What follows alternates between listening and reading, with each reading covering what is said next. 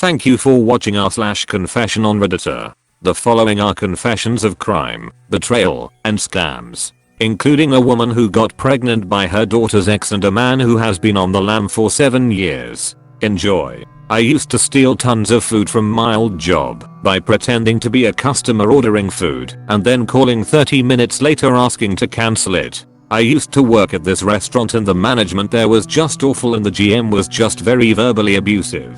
She always would complain about everything, and one thing specifically was how there would be 1 or 2 customers who would order food and then never show up. She ended up letting the servers and hosts eat the food.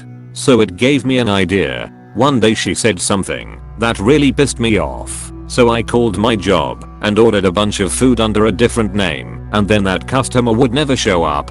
It made her livid, and it gave me the bold idea of doing that whenever I want a lunch. I started to do it an hour or so before my break and I would order whatever I felt like eating that day, and when they'd call and cancel I'd ask a supervisor if I could have the food and they'd say sure. I did this for the entire 3 years that I worked there 2 times a week, sometimes even 3. I didn't ever get caught, and I've even had a coworker help me by being the one to answer the phone. It was kinda funny, and that place was awful, so I kinda deserved it. Edit. I should also add that this was a chain restaurant worth millions of dollars. I would never do something like this to a small or family owned restaurant. Also, I know I'm wrong for stealing. I was 16 and was trying to piss off my GM for the time I was there. I added Tabasco to Wendy's chili and used it to get 2nd place in a chili cook-off. Title basically says it all. This wasn't a professional organized competition. There was some BMX event with a couple hundred people and they always have a chili cook-off. I'm not much for cooking, so I thought it would be funny to throw a bunch of Wendy's chili in a crock pot and see if anyone noticed. They didn't. I've been a vegetarian for roughly 12 years, so this was a long time ago. I've stolen hundreds of dollars worth of water just by saying 5 words. My college has a food court in one of the main buildings. Chick-fil-A, sandwich place, salad bar, etc. You get your food and pay at the exit. Every single time I've eaten lunch there since I was a freshman, I grab a bottle of water with my meal, walk up to pay, and say, I brought the water in. The employees aren't paid enough to care, and I pay enough in tuition to not feel bad about it. I run a fake restaurant on a delivery app. I registered a company, bought all the takeaway boxes from Amazon, signed up for a few delivery apps, made a few social media accounts, and printed leaflets that I drop in mailboxes. I resell microwave meals. On some meals I add something to make them look better, like cheese. So far it's at around £200 a day in revenue. Nobody suspects a thing. Soon someone will come for hygiene inspection, but I'll pass that check without any problems. It's not illegal to operate out of your own kitchen. Should I feel bad? I feel kind of proud to be fair and free as a bird from the 9-to-5 life. Edit. Please stop commenting on the legality of this. I'm doing everything by the law. I'm in the UK, so yes, I can work out of a non-commercial kitchen. Yes, I'm registered and will pay taxes in Jan. Yes, I have my certificates, and yes, I have insurance, though there is something I might need to add to the policy. Doing that next week. This shouldn't be your concern. I'm legal. This is a confession sub, not legal advice. Not breaking any laws, just ruining my karma viral for selling people heated up food from a microwave at home. I stole over $20,000 in a very creative way in the 90s. No regrets. I worked at a fast food chain in the 90s when I was in high school. When I worked there, they were in the process of phasing out denominational gift certificates. $5, $10 and $25. The way it worked was if you spent more than half of the certificate they gave you the cash back. So if you ordered $5.50 worth of food and gave them one of the $10 gift cards, they gave you the $4.50 back in cash. My manager was in charge of destroying all the existing certificates as we transitioned to the more traditional credit card looking gift cards. So my manager said he shredded the certificates like he was supposed to, but one night when I was closing I found 2 boxes of the gift cards tucked deep in the dry storage room. They were filled with the certificates that were supposed to be shredded. So I scooped them up, brought them out to the dumpster in trash bags, and threw them away. After we closed, I came back and recovered the bag and brought the certificates home. I counted them. There were $1,025, $1,010, and $505 certificates. None of them had expiration dates. Total haul was $40,000 in fast food certificates. My manager never said a word. He couldn't. He had reported them destroyed weeks earlier. Over the next 3 years my girlfriend and I toured every location in our state and the next 4 states ordering food and getting the change. We never kept track on a spreadsheet or anything, but we got good at knowing what menu items were just about half. After the first year, we started saving the change in a shoebox and let it build up. I bought my first car for $7,800 cash from the change. And for some reason a kiddie cone was $1.05. If you gave them a $5 cert they gave you $3.95 back. We threw away a lot of kiddie cones. Edit. Holy crap, this blew up. Here are the answers to some of the facts. We could hit 10 to 12 stores in a day if we drove around for 5 to 6 hours. Both of us would use a gift certificate. It was not that labor intensive. The only cameras in the store were at the cash registers and takeout window. The manager has no clue who took them, or at least never treated me differently. Each gift certificate had a generic clue on them. EI. All the $25 were clue #756. When we stopped selling the certificates we were told to keep honoring them because they were prepaid. They were not coupons. One can only eat so many ice cream cones. The biggest confession is throwing away the free kiddie cones. I thought I was a pretty good dad until I was tested. My son threw a snowball at me and I instinctively blocked it with my daughter. The look of betrayal on her snow-covered face has haunted my dreams for years. I cheated to get my bachelor's and my master's degree. Yeah, I cheated. I didn't write any of my papers. I didn't do any of the work myself. I stole a lot of work. Took only classes anyone I knew did and used all their work for it with minor changes. I made it through 6 years and got 2 degrees. I got a scholarship out of high school by cheating. I cheated during the SAT. I cheated most of my life and I feel a little bad but not really. Thanks to a couple real ones for holding it down for me. Wouldn't have made it this far without you. Edit. 1 million views. Thank you. All the folks who got triggered, thanks for fueling the post. May all of your bridges be sturdy and your streets pothole free. Wouldn't have gotten this far if it wasn't for your hard work. Edit. Thanks for the gold anonymous. I love you. Edit. Shout out to my university and my professors. I graduated with a 3.3 GPA. Not the best but it's alright. I also took the FNP exams and did well. Edit. Yeah, I'm bragging. But I confessed. Thanks. I overcharged over 5,000 people. Back in high school I used to work the concession stand. In my school the booth was a little folding table where I would sell water, pop and chips. To anyone that was a visiting team I would charge $0.25, 50 more on the items they wanted to buy, and I would keep it. I ended up making somewhere around $3,000 doing this for my high school career, and no one ever found out because I didn't charge anyone from the home team the same amount.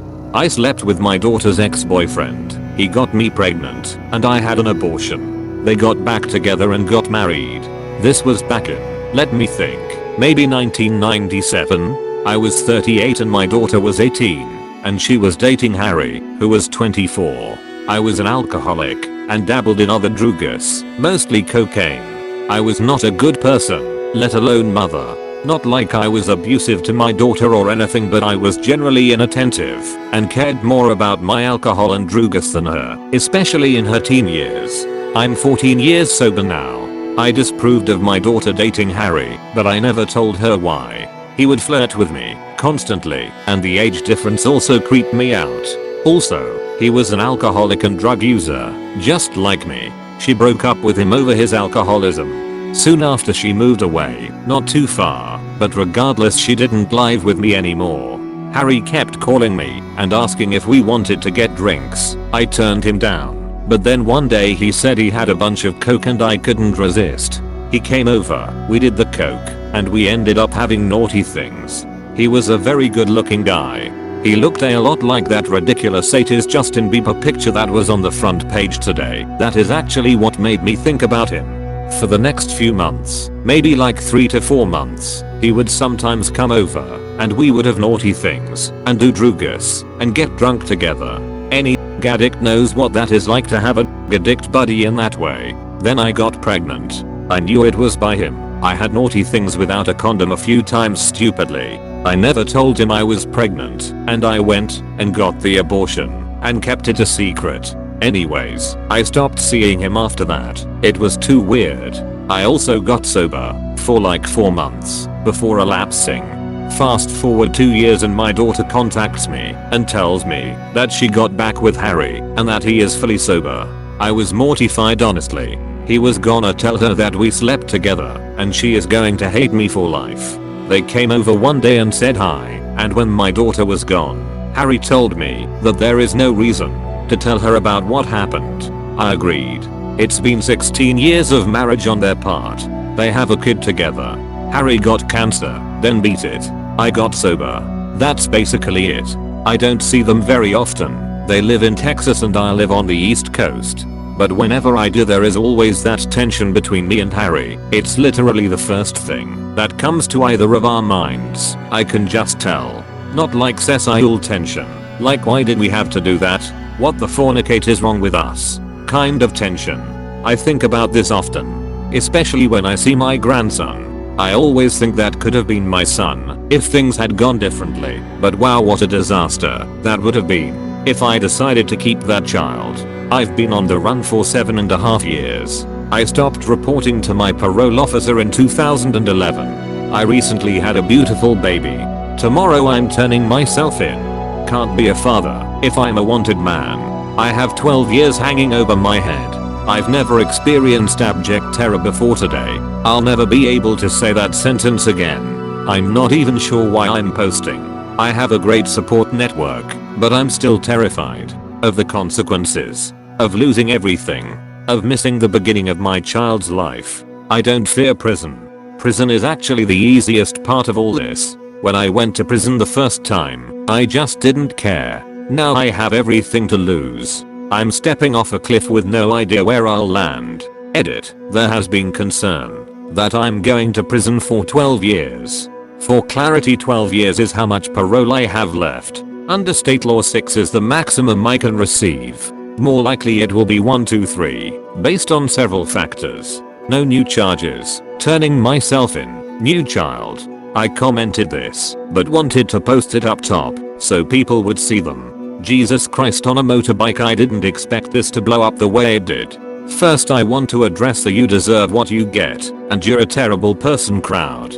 Trust me, I'm more aware of those facts than you could ever be. I was a coward. Until I walk through those doors tomorrow, I still am a coward. I'm a piece of shiz. But with the family and friends I have on my side, I won't be for long.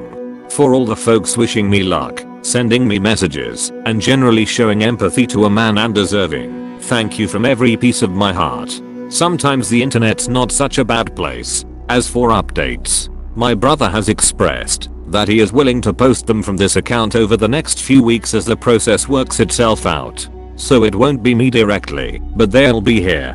Finally, to answer a couple common questions. How did you make it 7 years? I didn't break the law, kept my head down, and was, for all intents and purposes, barring the absconding, a model citizen. No one ever had a reason to question me. Why not stay on the run? This may be hard for someone on the outside to understand, but the life I currently live is a life of constant fear. A purgatory, a half-life. My daughter has made me see that I need more. I need freedom.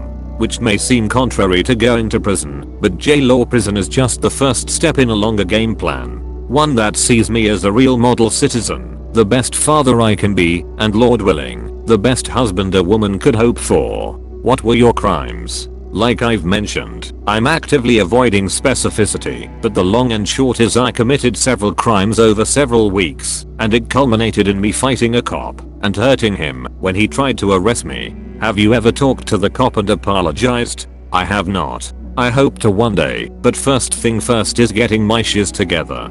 An apology from an on the run, convicted criminal doesn't mean much. What about your wife/woman? I'm hopeful. She seems committed to helping me through this. I hope to make us work.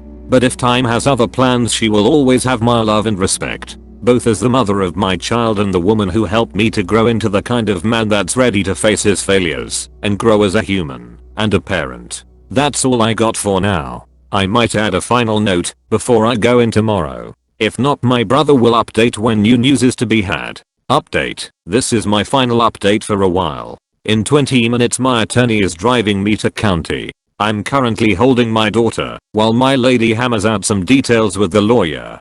Thank you all for the well wishes. As strange as it is, Reddit has given me more of the strength I need to do this. The internet sometimes comes through for you. Excuse me for now. I need to cuddle my daughter for the last few minutes I can. Okay guys, just one left. If you liked the video and would like to see more, please like and subscribe. I hope you enjoy the rest of your day. I lie about having my university degree, and it got me a great job. I went to an Ivy League university in Ontario, Canada right after high school. My marks weren't great, but they were good enough to squeeze me in. I spent most of my time in university partying rather than studying, but still managed to pass all of my first year classes. In my second year I skipped a lot of classes and was very lazy with the coursework. My marks were terrible, and I failed a couple of my courses. In my third year, about halfway through, I dropped out and got a job landscaping.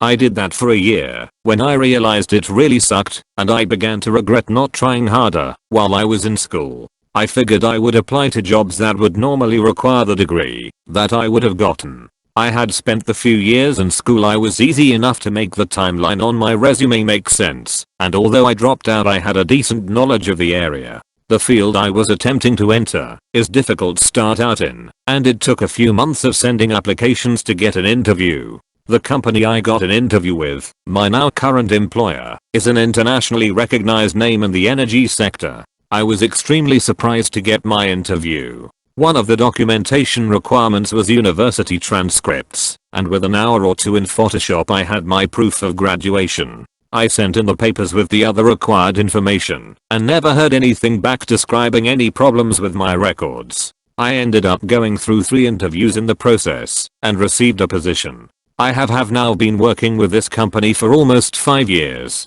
They provided all the necessary job training and nobody has ever questioned my education. I entered with a starting salary of $72,500 CDN and received annual raises. Upon hiring me, I was told that the management staff was quite impressed with me through the hiring process, and that they usually only hire applicants with minimum requirement of a master's degree. I basically shiz my pants every day while in the interview/training process, but now I don't really think about it ever. I didn't tell me university friends I faked having my degree. The only people that know I did this are my parents. Thanks for reading.